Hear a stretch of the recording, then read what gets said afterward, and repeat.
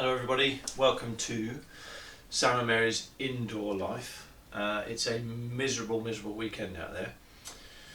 So that is giving me an opportunity to get some overdue projects underway or give them a go.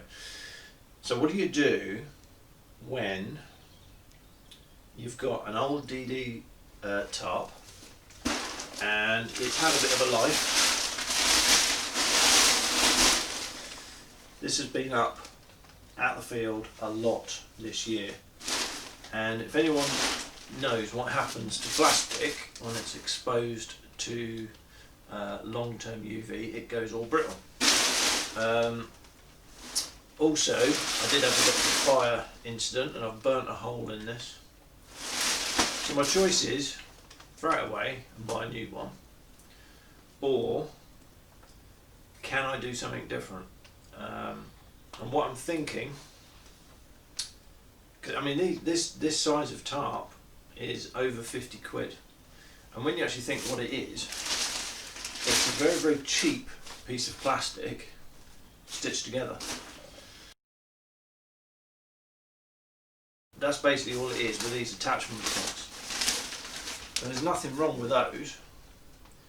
So what I think I'm going to do is cut these off and then stitch them onto a new bit of fabric and see if I can make myself a tarp which will work pretty easily for not very much money. So with that in mind, I went on eBay and I bought myself a good chunk of wax canvas material. So basically this is a bit I had left over from another project, which was the bag I made, and I made a bike cover with it as well. It stands outside in the rain all the time and keeps the bike dry, so I know it's a pretty hard wearing thing. My only concern with using this is obviously I've got to stitch through it and I can't tape it or anything like that, so there will be a stitch line in the middle of it, so it'll be interesting to see how much it leaks through that. But that's the plan.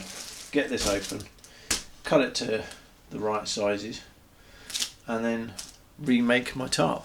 There you go. That's who I got it from. EU Fabrics Limited.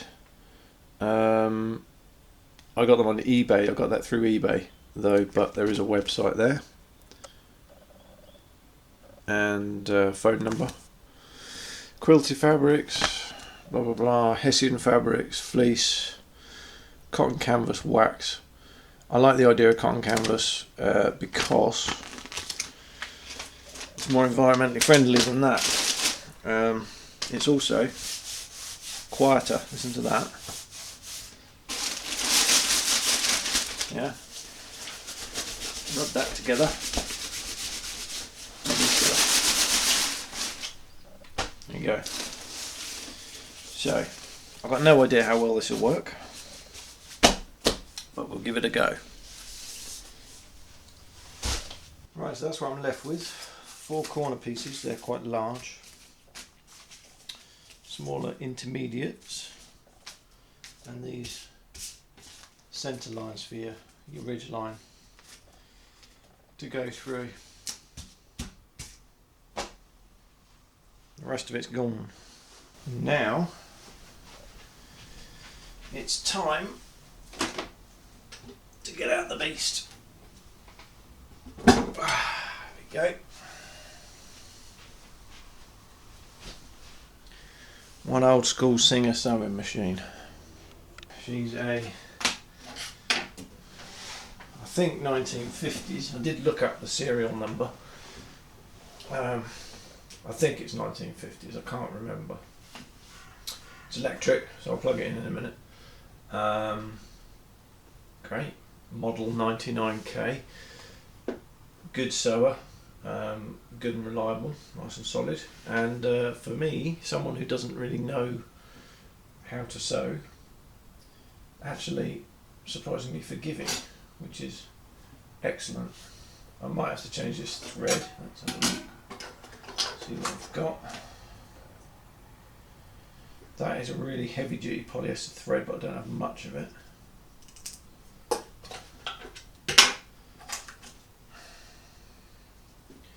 100 meters of slightly lighter thread,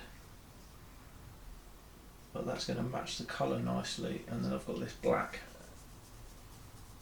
I might start with the black since it's on, but I'll probably end up finishing with the brown.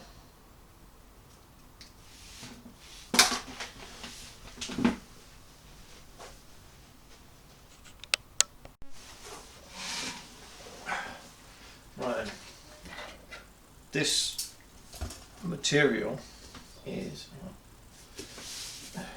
it's 1.5 meters wide, I think, and 10 meters long. Now oh, that's weird. Look, you can probably see yourself on there. Ooh, yeah, there you go. Weird.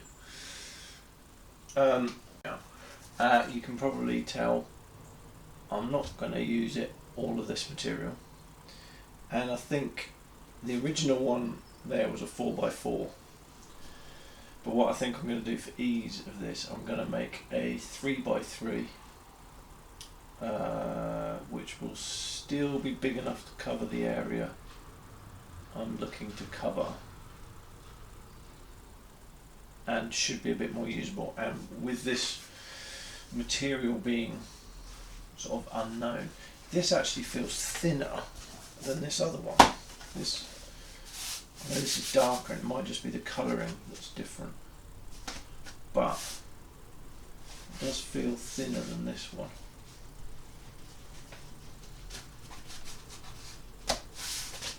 But anyway, we'll see how we go. So yeah, I think I'm just going to use this doubled up, which means it won't be quite 3 meters, because obviously I've got to fold in the edges all around, and I'm going to have to double up to stitch it down the middle on the ridge. So we'll just have to see how that goes. Well, that was tricky. I had to move the table and all that, got the sewing machine out to move it all, to make enough space on the floor to measure out 3 meters, which in this room is pretty tight. But yeah, I've got my 3 meters measured, or 6 meters, I'll say, because it's folded, it's doubled over, and then I will be able to cut that off now, and then cut it in half again, and then we're good to start sewing. Cause a total accident. So that's it to use but let's say the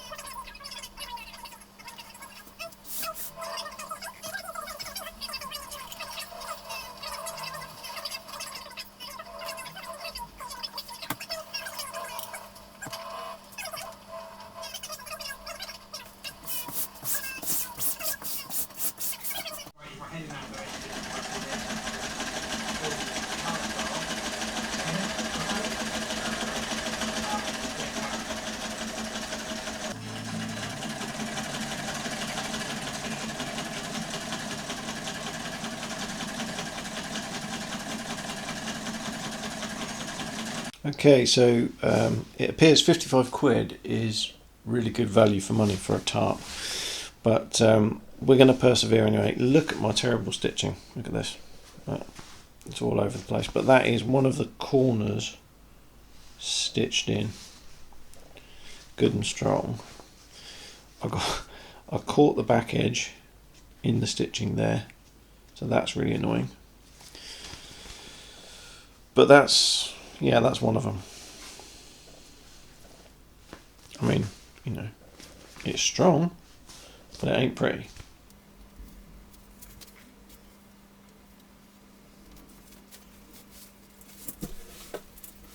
Right, everybody, forgive the lighting being a bit dark in here, but I'm getting there with this. But I'll be honest, I said at the start, didn't I? I said, it's just a bit of plastic with a load of things sewn on it. And this has been a challenge for my limited sewing skills, I'll tell you that. There's all kinds of things I've done wrong. These corner pieces, I mean, I've still got a way to go yet. These corner pieces here, and excuse the shadow of the camera, it's still dark outside. I'm using the light in here. Look at these folds I've done. I've folded it over, I've stitched it on there, so it's all stitched on. This is the underside. It's all stitched under there as well. You fold it over, you know, it doesn't look too bad, but the stitching's all over the place. Look, it's all, you know. But you fold it underneath, and look at all this. I started off with a 3 metre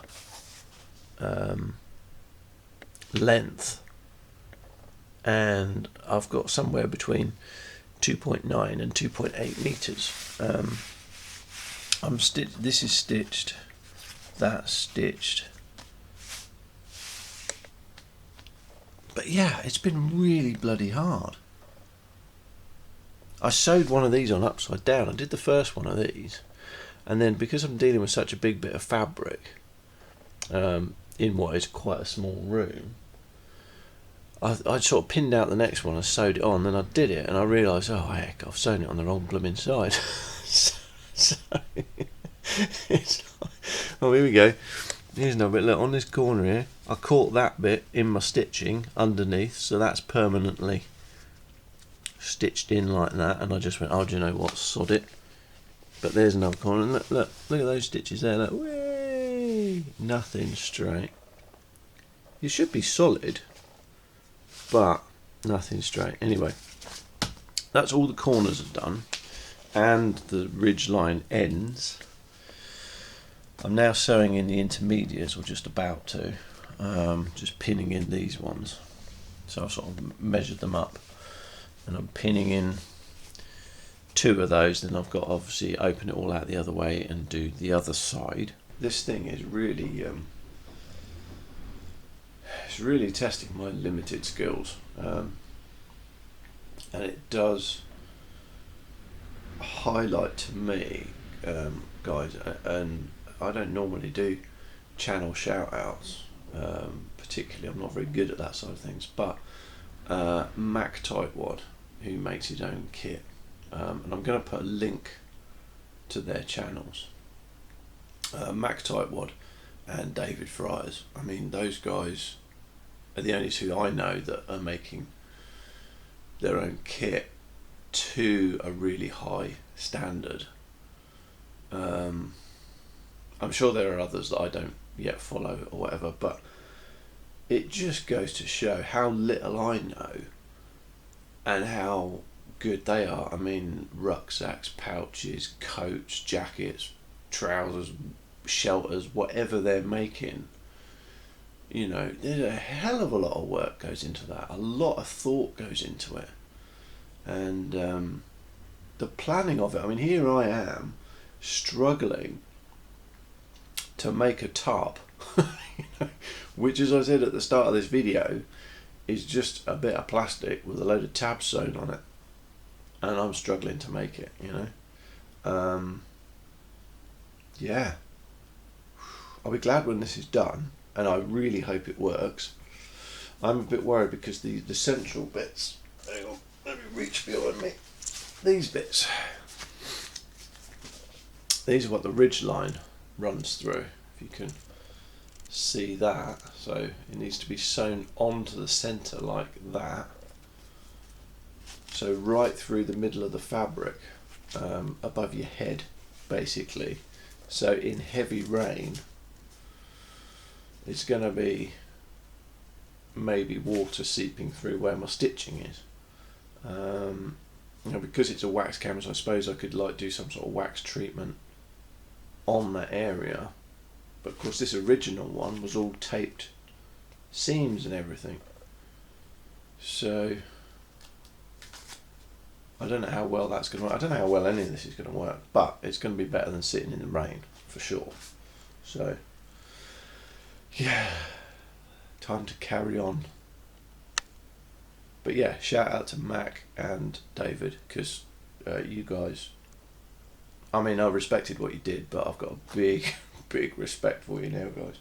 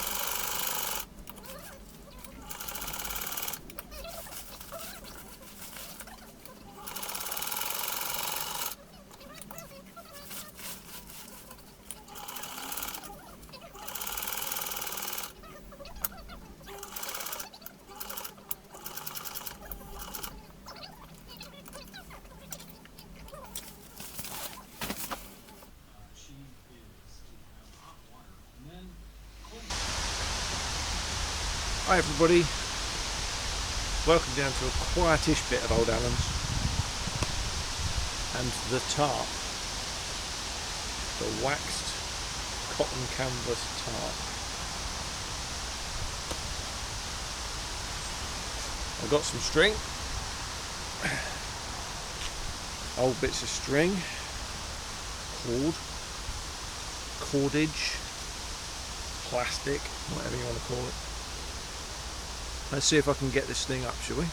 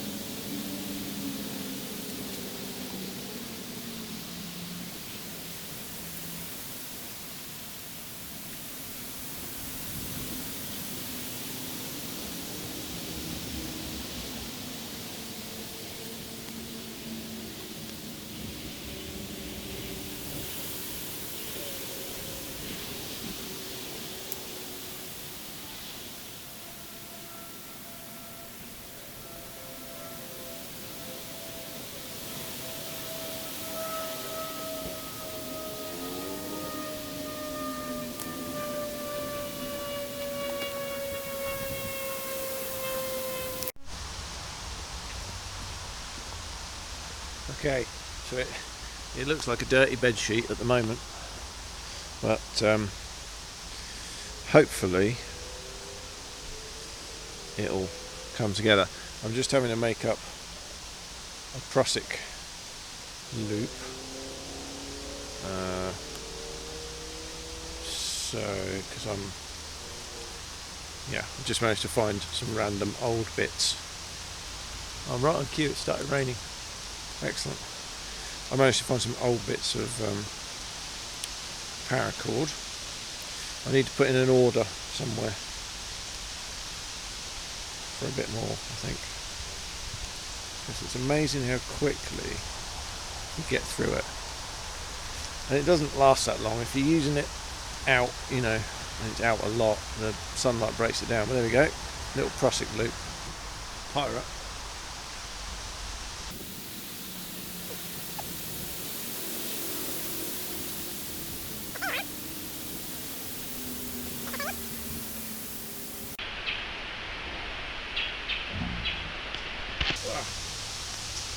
I need to get a sheath for this.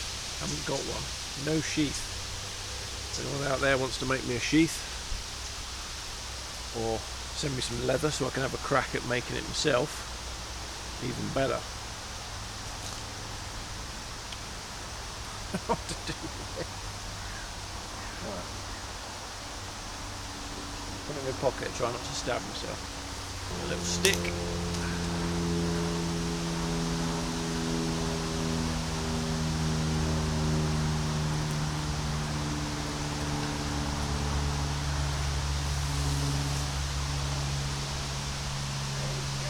I'm getting there, but I'm really running out of cord.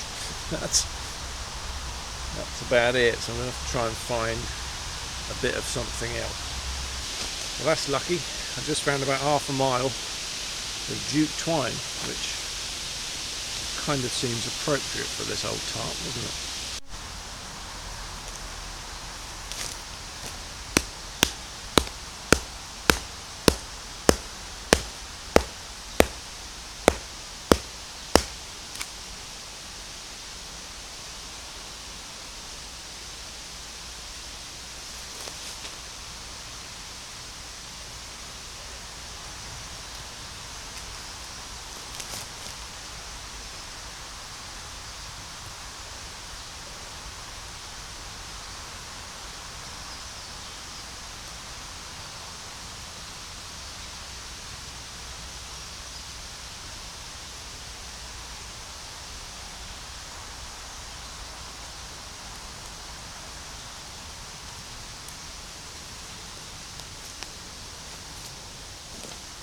So there we have it. It's getting a little bit grainy, the old image, but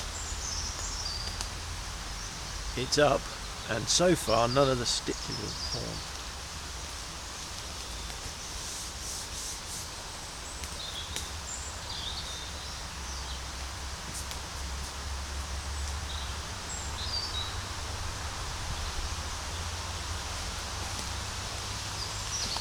Come take a look inside. Ooh, it's exciting. It's exciting to have a roof. I mean, it looks lovely. The camera's probably not doing it justice, but I imagine morning sunlight coming through there would be pretty good. Pretty nice, quite a warm feeling. But there's only one way to find out, isn't there? And that's camp under it. Well, it's a few days later, and it's raining. We've had a lot of rain. I left this up.